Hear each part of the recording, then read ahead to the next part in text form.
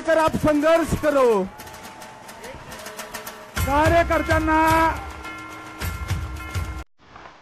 कार्यकर्त्यांना विनंती आहे, डाव्या बाजूला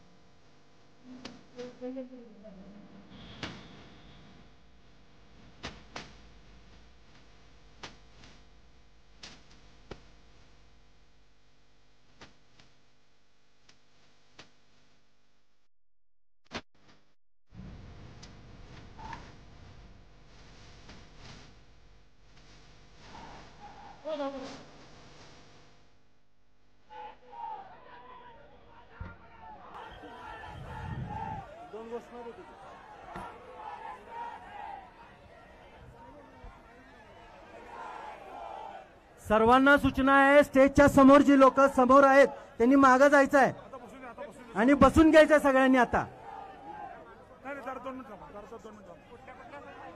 सगळ्यांनी एक घोषणा द्यायची आहे।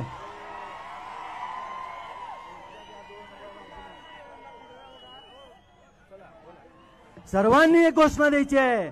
श्रद्धेय बाळासाहेब आंबेडकरांचा, श्रद्धेय बाळासाहेब आंबेडकरांचा, श्रद्धेय बाळासाहेब आंबेडकरांचा।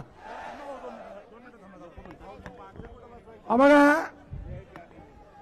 स्टेजवरच्या कार्यकर्त्यांना विनंती आहे, मैनुद्दीन भगवान ओ जरा प्लीज पाठीमागे घ्या, सगळी पाठीमागे। बघा, हे समोरचे जे स्टेजच्या डाव्या बाजूला जे स्टेजवर जे लोक डाव्या बाजूला थांबल्यात ते पाठीमागे बघा, इकडे बसलेल्या मतदारांना दिसत नाही। ते पाठीमागे घ्या, सगळे पाठीमागे घ्या, सगळे पाठीमागे घ्या। या ठिकाणी समता सैनिक दलाची सलामी होणार आहे। मागच्या कार्यकर्त्यांनी सर्व कार्यकर्त्यांनी मागे सरायचं आहे। समता सैनिक दलांची साहेबांना सलामी या ठिकाणी होणार आहे।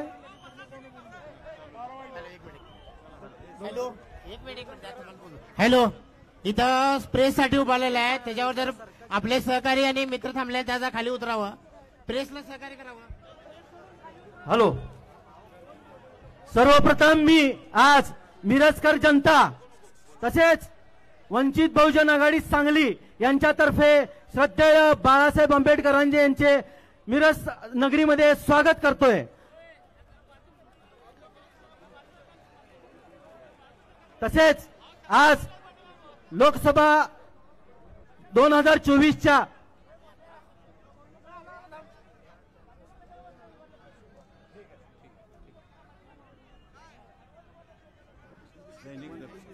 यानंतर वंचित महाआघाडीचे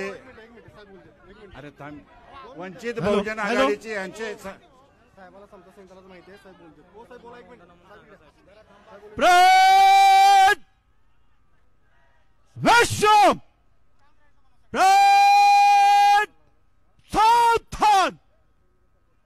सर्वांना विनंती आहे, आदरणीय साहेबांना आपण सर्वांनी जनरल समितीच्या सर्वांनी होरावं अशी विनंती आहे। जनरल सलामी दो, सलामी दो। जय भीम, जय भीम, जय भीम दो। सन्माननीय व्यासपीठ आणि श्रद्धेय प्रकाशरावजी आंबेडकर, आमच्या राजेंद्र गवई साहेब रिपब्लिकन पक्षाचे आणि सर्व सन्माननीय पाहुणे, त्याचबरोबर या मतदारसंघाचे उमेदवार विशालदादा पाटील यांना या ठिकाणी लोकसभेच्या निमित्तानं आपण अपक्ष उमेदवार म्हणून उभे केलंय आणि विशाल पाटलांच्या निमित्तानं या ठिकाणी बोलत असताना मला एक मुद्दाम नमूद करावंसं वाटतं की निवडणूक शेवटच्या टप्प्यामध्ये आलेली आहे आणि यासाठी मला असं म्हणायचं आहे की मी एक दोन वाक्यामध्ये हे सांगणार आहे की वसंतदादा फॅमिलीच्या संदर्भामध्ये असं म्हणायला लागेल कि लौटेंगे फिर वही पुराने अंदाज के साथ और किताबों में धूल लगने से कहानी खत्म नहीं हो सकती। मैं अगर झुक सकता तो मसला हल हो जाता। प्रतीक पाटील आणि विशाल पाटलांच्या कॅरेक्टरच्या संदर्भामध्ये मला हे आनंदाने सांगायचं आहे कि मैं अगर झुकता तो मसला हल भी हो जाता, मगर इससे मेरा किरदार कत्ल हो जाता आणि इससे मेरा किरदार कत्ल हो जाता। तेरी जमीन से उठेंगे, तेरे जमीन से उठेंगे तो आसमान होंगे, और हम जैसे लोग जमाने में फिर कहाँ होंगे, हम जैसे लोग जमाने में फिर कहाँ होंगे।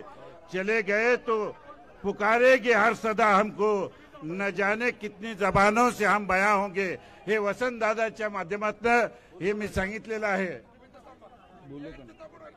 या ठिकाणी मला या मिरजेच्या मुस्लिम समाजाच्या वतीनं मला बोलण्याची संधी दिली त्याबद्दल मी आयोजकांचा आभार मानतो।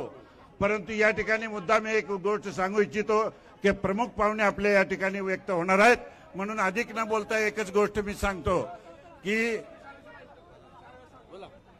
मी बंधूंनो एकच गोष्ट या ठिकाणी सांगणार आहे नमूद करून की आपण सगळ्यांनी ज्या पद्धतीने आतापर्यंत एकजूट टिकवलेली आहे आणि आमच्या समाजाबद्दल कुणीतरी गैरसमज पसरवत असेल तर तुम्ही कृपा करून डोक्यात घेऊ नका। या मिरज शहरामधनं हे विशाल पाटील शिवाय दुसरं बटन दाबलं जाणार नाही याची खात्री देतो। आणि म्हणून ग्रामीण भागातला प्रत्येक माणसानं लक्षात ठेवावं की इथं हवा अन्य कुणाची नाही, केवळ आणि केवळ विशाल पाटलांची हवा आहे, हे लक्षात ठेवा। आणि मिरजेमध्ये आमच्यामध्ये तोफेत पाणी घालण्यासाठी काही लोक 2-4 इकडे तिकडे फिरत असतात, म्हणून त्यांच्या हुलियावर जाऊ नका, त्यांच्या बघण्यावर त्यांच्या समोरच्या हुलियावर जाऊ नका। आणि आम्ही कोणत्याही परिस्थितीत आमचा समाज पूर्णतः या ठिकाणी मिरजेमध्ये कोणत्याही परिस्थितीत आम्ही तुमच्या मागे आहोत, हे विशाल दादाने या ठिकाणी मी विनंती करत आहे। भारतरत्न परमपूज्य डॉक्टर बाबासाहेब आंबेडकर यांना वंदन करून आज बहुजन समाजाचे वंचित आघाडीचे राष्ट्रीय अध्यक्ष प्रकाश तथा बाळासाहेब आंबेडकर या ठिकाणी उपस्थितीत झालेले आहेत। विशालदादा पाटलांच्या प्रचारामध्ये त्यांनी पाठिंबा जाहीर केलेला आहे, परंतु या सांगली जिल्ह्यामध्ये भारतीय जनता पार्टीने केलेल्या दलितांच्यावर अन्याय जो अत्याचार तिचा वाचा फोडण्यासाठी म्हणून आज बाळासाहेब या ठिकाणी दाखल झालेले आहेत। निश्चित विजय विशालदादा पाटलांचा विजय आहे। तसंच या जिल्ह्याचे कार्यकर्ते वंचित बहुजन आघाडीचे जिल्हा अध्यक्ष महावीर तात्याजी कांबळे त्यांचा सिंहाचा वाटा आहे।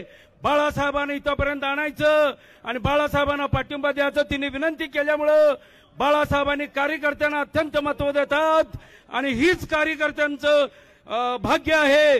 बाळासाहेबांनी पूर्ण आमच्या सांगली जिल्ह्याकडे लक्षवेधी करावं आणि माझ्यासारख्या कार्यकर्त्याच्या पाठीशी राहावं एवढंच बोलून या ठिकाणी थांबतो। जय भीम, जय भारत। यानंतर फक्त 4 वक्त्यांचे भाषण होतील। मिरज शहराच्या वतीने 2 मिनिटात निरंजन आवटी साहेबांनी आपलं हे मांडायचं आहे। 2 मिनिटं जास्त काय बोलू। बोला छत्रपती शिवाजी महाराज की, महामानव डॉक्टर बाबासाहेब आंबेडकरांचा, माननीय प्रकाश साहेब आंबेडकरांचा, माननीय विशाल दादांचा। मी सर्व महामानवांना वंदन करतो। प्रथमतः सर्वांचं मिरज नगरी सहर्ष स्वागत करतो। आपण सर्वजण आपल्या सर्वांचे आणि जनतेचे लाडके नेते आदरणीय विशालदादांच्या प्रचाराच्या निमित्ताने इथं उपस्थित आहात। मी 2 मिनिटात आपल्याला विनंती करतो की आपण विशालदादांची उमेदवारी ही जनतेची उमेदवारी आहे। विशालदादांनी स्वतः उमेदवारी घोषित केली नव्हती, जनतेच्या वतीने उमेदवारी घोषित केली होती। मी मतदान का विशालदादांना करावं हे 2 मिनिटात सांगतो। आपण 10 वर्षाचे खासदार निवडून दिलो, मला सांगा गोरगरीब जनता असेल, मिरज हे आरोग्य पंढरी म्हणून ओळखले जाते. कॅन्सर सारखा महारोग गरीब असू दे श्रीमंत असू दे प्रत्येकाच्या घरात कुठं ना कुठं होतोय. आणि कॅन्सर ज्या घरात होतं ते घर संपुष्टात येतं. पण केंद्र शासनाकडनं 10 वर्षात एखादं या जिल्ह्यात कॅन्सर हॉस्पिटल व्हावं असंही झालं नाही. त्याच पद्धतीनं शहरात कुठलंही काम झालं नाही. मी दोनच सगळे दलित बांधव आहेत म्हणून एक उदाहरण देतो की आंबेडकर साहेब राजकारण काम बाजूला होईल, पण आंबेडकर चळवळीचा जो हाडामासाचा नेता कैलासवासी विवेक आप्पा कांबळे ज्यावेळी वारले, विवेक आप्पा वारले, विवेक आप्पाने एवढं वर्ष संजय काकांसाठी काम केलं, पण विवेक आप्पा वारून सुद्धा 6-6 महिने खासदार त्यांच्याकडे फिरकले नाही, त्यांच्या घरात भेट दिली नाही. तेच सगळ्यांनी डोक्यात घेऊन विशालदादांना मतदान करावं एवढंच आपल्याला अभियोजन करतो आणि थांबतो.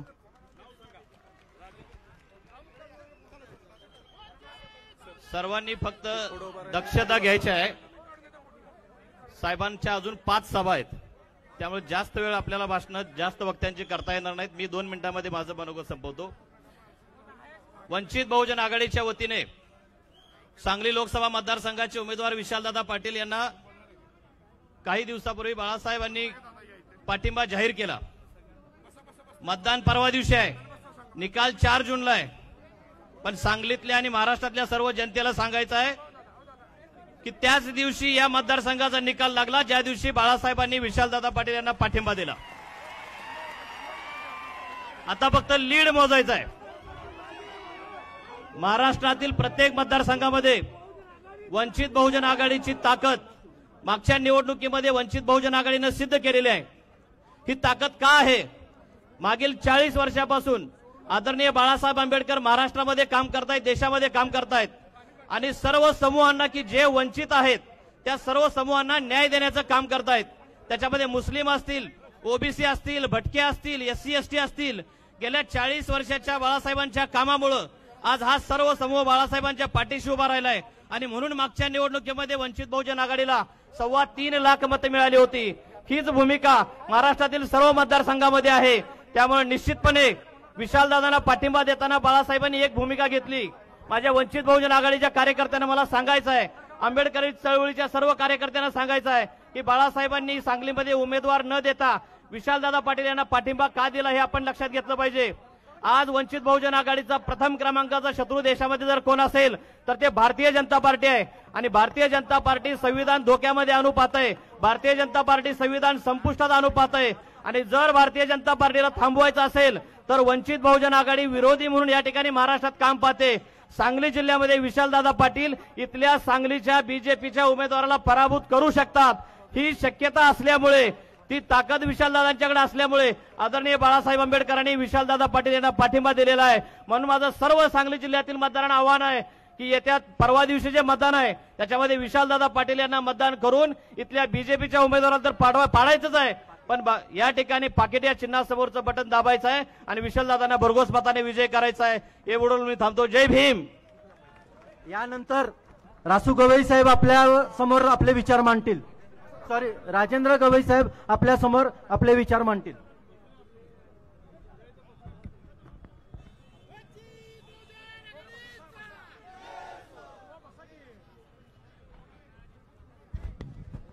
परमपूज्य डॉक्टर बाबासाहेब आंबेडकर, छत्रपती शिवाजी महाराज, शाहू महाराज,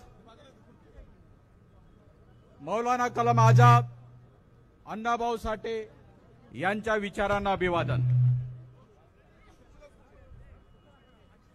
आजच्या या प्रचार सभेला खास उपस्थित ज्यांनी पूर्ण महाराष्ट्राचं राजकारण ढवळून काढलं, ज्यांच्याकडे केवळ महाराष्ट्राचंच नव्हे तर देशाची अपेक्षा आहे, ते आदरणीय श्रद्धेय बाळासाहेब आंबेडकर, आदरणीय प्रतीक पाटील साहेब, उमेदवार Vishal Patil, Republican party of इंडियाचे हेमंत भोसले आणि सर्व उपस्थित बंधूंनो आणि भगिनींनो, वास्तविक पाहता माझी कालच सभा होती. विशाल दादा यांनी माझी एक काल रॅली होती आणि काल निघण्याचं ठरलं होतं,